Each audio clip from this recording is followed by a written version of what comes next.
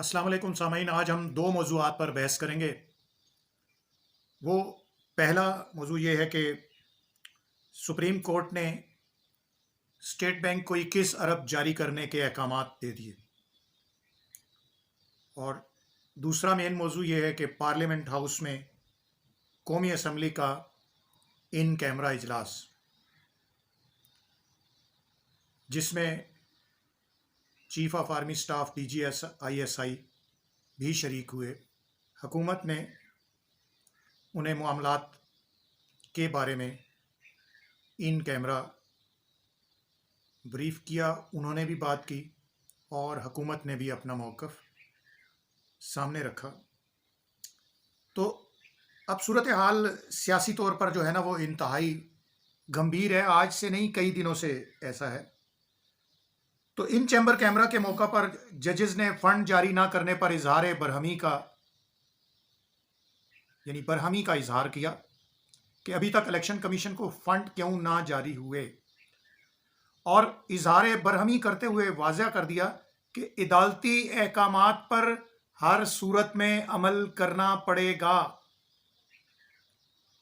गौर कीजिएगा इस बात पर, ये मेरे अल्फाज नहीं हैं, ये जजेस के ही हैं कि अदालती अहकामात पर हर सूरत में अमल करना पड़ेगा।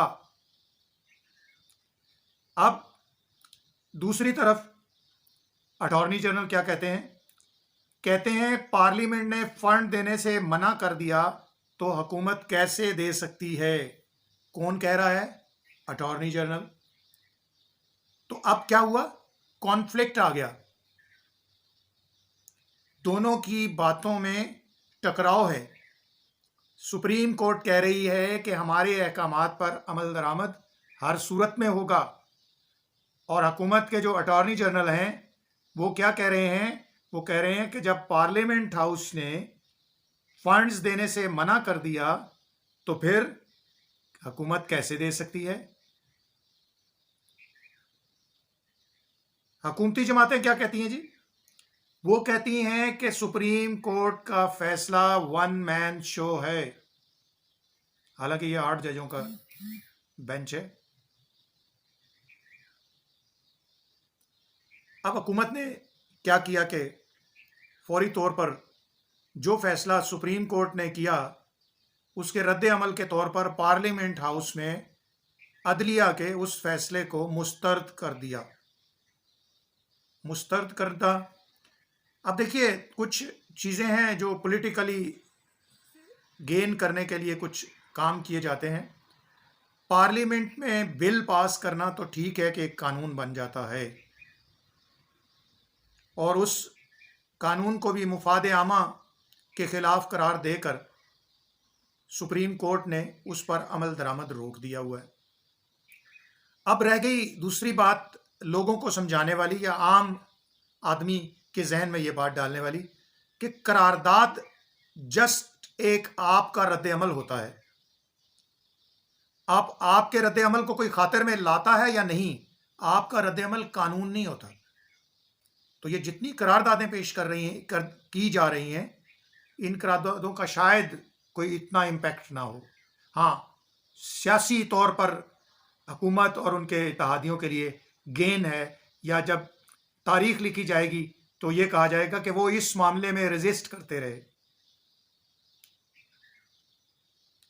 दूसरी चीज़ ये हुई है कि कौमी असम्बली में इन कैमरा जो इजलास हुआ है उसमें सियासतदान तो बहरहाल वहाँ इज़हार ख्याल करते ही रहते हैं, लेकिन क्योंकि असम्बली के अंदर ये इन कैमरा इजलास था तो चीफ ऑफ आर्मी स्टाफ के इन अल्फाज को बहुत ज़्यादा तस्करा किया जा रहा है कि चीफ ऑफ आर्मी स्टाफ कहते हैं कि नए और पुराने पाकिस्तान की बहस को छोड़ें, नए और पुराने पाकिस्तान की बहस को छोड़ें, हमारा